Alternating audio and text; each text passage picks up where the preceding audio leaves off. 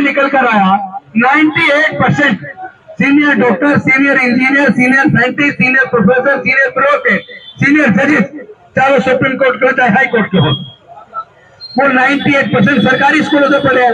तो फिर ये प्राइवेट स्कूल क्यों खुल गए? क्योंकि उन्हें दर्द पैदा हो गया कि इन सरकारी स्कूलों में दलितों के बच्चे भी पढ़ रहे हैं, आदिवासियों के बच्चे भी पढ़ रहे हैं, पिछड़े वर्ग के भी बच्चे पढ़ रहे हैं, और पढ़ लिख कर इतने काबिल बन रहे हैं कि वो डॉक्टर रतनलाल जैसे भी बन रहे हैं, वो डॉक्टर ऋतु जैसे भी बन रहे हैं, वो जवाब देना सीख रहे हैं, आंखों में आंख मिला के बात करते हैं। अब उनको आंखों में आंख मिला के बात करना पसंद नहीं है, उनको सवाल पूछना पसंद नहीं है, वो आपकी जुबान को बंद करना चाहते हैं। क्योंकि जब एट्रोसिटी होती है तो एट्रोसिटी के खिलाफ हम लोग आवाज बुलंद करते हैं, और जो लोग कानून की जानकारी रखते हैं वो लोग एट्रोसिटी एक्ट के अंदर मुकदमा दर्ज करा के ऐसे लोगों को जेल में डालने का इंतजाम भी करते हैं। लेकिन अब जेल में डालना भी आसान नहीं रहा, क्योंकि हर जगह वो व्यवस्था, वो मनवादी व्यवस्था के लोग तो कोर्ट के सुप्रीम कोर्ट पर पहुंच गए हैं। आप कोई भी रिकॉर्ड उठा के देख लो, अब दिल्ली का ही कह देता हूं मैं, आप दिल्ली का रिकॉर्ड उठा के देख लो, जितने भी SC ST prevention of atrocities act 1989 के तहत मुकदमे दर्ज हुए हैं, आप देख लेना, या तो पुलिस गिरफ्तार नहीं करती, और अगर किसी दबाव में गिरफ्तार कर भी ले तो कोर्ट में जैसे ही पेश करते हैं जज वहीं पे बेल दे देता है। वहीं पे 90% से ज्यादा केस में कोर्ट में पेश करते ही जेल दे देता है, जेल नहीं जाता बंदा, उसको डर ही नहीं है।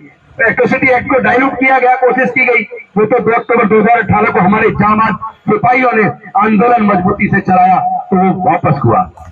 तो लड़ाई मजबूती से लड़ेंगे तो इनकी भी वापसी होगी, इनकी भी वापसी होगी। लेकिन इनकी वापसी होगी कब? इनकी वापसी कब होगी? जब 2024 में इनकी वापसी कर दे, इनको वापस भेज दे, इनको सत्ता से नीचे उतार के इनके घर बिठा दे। और ये संभव है, इसलिए संभव है कि 85% तो देश के अंदर SC ST OBC और माइनॉरिटी के लोग हैं। अरे 85% में 15% राज कैसे कर सकता है? जब तक आप बिखरे रहोगे, जातियों में बटे रहोगे, तब तक जाति को उत्पीड़न में बना रहेगा, और 85 पे 12% 15% राज भी करता रहेगा। तो लड़ाई तो आसान है, लड़ाई आसान है। उन्होंने देख लिया कि इनके पास बोलने की ताकत कहां से आई, इनके पास बोलने की ताकत पढ़ने से आई है, तो इनसे पढ़ाई छीन लो। इनके पास बोलने की ताकत पैसे से आई है, पैसा नौकरी से आया है, तो इनकी नौकरी छीन लो। तो उन्होंने 2 मोर्चे पे एक साथ काम किया।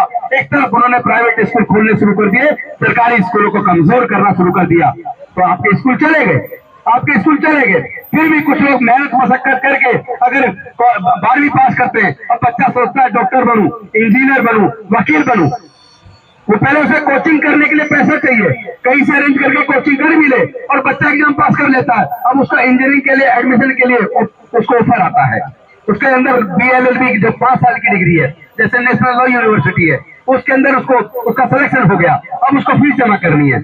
उसका मेडिकल में सिलेक्शन हो गया, अब उसको फीस जमा करनी है। आपको जान के ताज्जुब होगा, 1 साल की फीस लगभग 2.5 लाख रुपया, 1 साल की फीस लगभग 2.5 लाख रुपया। हॉस्टल का खर्चा अलग, खाने का खर्चा अलग, बाकी सारे खर्चे अलग, सारे खर्चे जोड़ ले तो 1 साल के अंदर उसे कम से कम 1.5 लाख रुपया चाहिए। अब कोई से कोर्स 4 साल का है, कुछ 5 साल के, तो लगा लीजिए 12 से 15 लाख रुपए अगर आपके पास अपने बच्चे को इंजीनियरिंग की, मेडिकल की, लॉ की डिग्री कराने के लिए है, तो आप अपने बच्चों को पढ़ा पाएंगे, वरना नहीं पढ़ा पाएंगे। वो लोग जानते हैं SC ST OBC और माइनॉरिटी के 99% लोग ऐसे हैं जिनके पूरे परिवार की इनकम जोड़ दी जाए तो 15 से 20 हजार रुपया है। तो इसका मतलब इनके बच्चे कितने काबिल हो, कितने प्रतिभाशाली हो, उसके बावजूद अगर ये एंट्रेंस एग्जाम पास भी कर लेंगे तो भी मेडिकल, इंजीनियरिंग या लॉ की डिग्री करने के लिए एडमिशन की फीस का इंतजाम नहीं कर पाएंगे। तो इस तरीके से उन्होंने हमारे बच्चों से पढ़ाई छीन ली है। आपको नहीं दिख रहा तो आपकी गलती है, आपको समझ नहीं आ रहा तो आपकी गलती है, लेकिन मनोवादियों ने सत्ता के अंदर रहते हुए आपके बच्चों से पढ़ाई छीन ली और सरकारी संस्थानों को एक एक करके बेच दिया, प्राइवेटाइज कर दिया। तो प्राइवेटाइज हो गया, वहां पर रिजर्वेशन खत्म, वहां आपकी नौकरी खत्म। अभी मैं एक वो देख रहा था, आज ही किसी ने ट्वीट पे डाला हुआ, जितनी वैकेंसी निकली यूपी के अंदर की है, तो वैकेंसीज के अंदर क्या था, जहां SC की वैकेंसी में लिखा है नॉट फाउंड सुटेबल, यानी सुटेबल कैंडिडेट ही नहीं मिला। या PhD करके, मैं दिल्ली यूनिवर्सिटी से PhD करके रोड पर बैठी है, उन्हें काबिल बच्चे नहीं मिल रहे, काबिल एप्लीकेंट नहीं मिल रहे। काबिलियत तो है, पर तुम कम से कम ईमानदार तो हो ना। पर तुम्हें पता है तुम्हारी सोच न्यायवादी नहीं है, तुम्हारी सोच समता, स्वतंत्रता, बंधुता और न्याय के खिलाफ है। तुम कभी न्याय दे नहीं सकते, हम जानते हैं, इसलिए हम ताकत तैयार कर रहे हैं, हम न्याय छीन लेंगे। आप होते कौन है हमें न्याय देने वाले? आप होते कौन है हमारे हक को मांगने वाले? आप होते कौन है 12-15% के लोग पूरे देश के सत्ता में बैठे हैं? हमने तैयारी कर ली है, ये सत्ता भी हम छीन लेंगे। हम ताकत रखते हैं, हम जानते हैं, तुम्हारे षड्यंत्र को हम समझ गए हैं, लेकिन इसमें अगर कोई बाधा बनी है तो वो है जाति। क्योंकि हम लोग जातियों को की वजह से प्रताड़ित है और हम ही लोग जाति को जिंदा रखते हैं। ये वाल्मीकि है, ये जाटव है, ये कटीक है, ये कोली है, ये लोहार है, ये कश्यप है, ये मल्ला है, ये फलाना है, ये डिगड़ा। अरे जाति बनाई जिसने, वो जाति की वजह से फायदे में है और जाति की वजह से हम नुकसान में है, तो फिर हम जाति को जिंदा क्यों रखें? अरे कम से कम आपने आपस में से जाति खत्म कर दो। कम से कम SC ST OBC के लोग ही अपने अंदर की जाति खत्म कर ले, OBC से बाद में करवा लेना। अभी उनमें थोड़ा सा असर धर्म का झूठा हुआ धीरे धीरे निकल रहा है, धीरे धीरे निकल रहा है, निकल जाएगा, उसके बाद सत्ता आपकी है। लेकिन कम से कम SC ST के लोग तो जाति खत्म करें। हम लड़की की शादी करें, लड़के की करें तो अपनी जाति ढूंढ रहे हैं। अरे जब हम ही जाति को जिंदा रखेंगे तो जाति को खत्म कौन करेगा? और जाति जिंदा रहेगी तो जाति की वजह से होने वाला उत्पीड़न जिंदा रहेगा। अगर उत्पीड़न से मुक्ति चाहते तो जाति छोड़ो, समाज जोड़ो।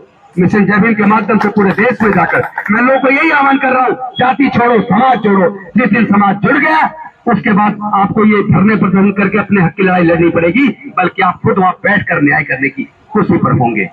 वो कुर्सी आपकी है, जिस पे कब्जा करके कोई और बैठा है तो आपको वो कुर्सी छीननी होगी। क्योंकि भीख मांगने से तो भीख भी आसानी से नहीं मिलती, लेकिन जो छीनने का दम रखते हैं वो अपने आप अपना हक ले लेते हैं। बस बोलने को बहुत कुछ है, मैं आता रहता हूँ बीच बीच में, आगे भी आता रहूंगा। इस लड़ाई को तेज करेंगे। हो सकता है ये जो अभी G20 चल रहा है, तो हो सकता है 3 दिन के लिए वो हमारे सामान को भी उठा के ले जाए, हमको भी उठा के ले जाए, लेकिन हमें रुकना नहीं है, इस लड़ाई को बढ़ाना है। और ये लड़ाई यहाँ तक ना रुके, दिल्ली यूनिवर्सिटी के इस कैंपस तक। इस लड़ाई को देश के कोने कोने में, गांव तक ले जाकर, हमें बहुजन केवल बोलना नहीं है।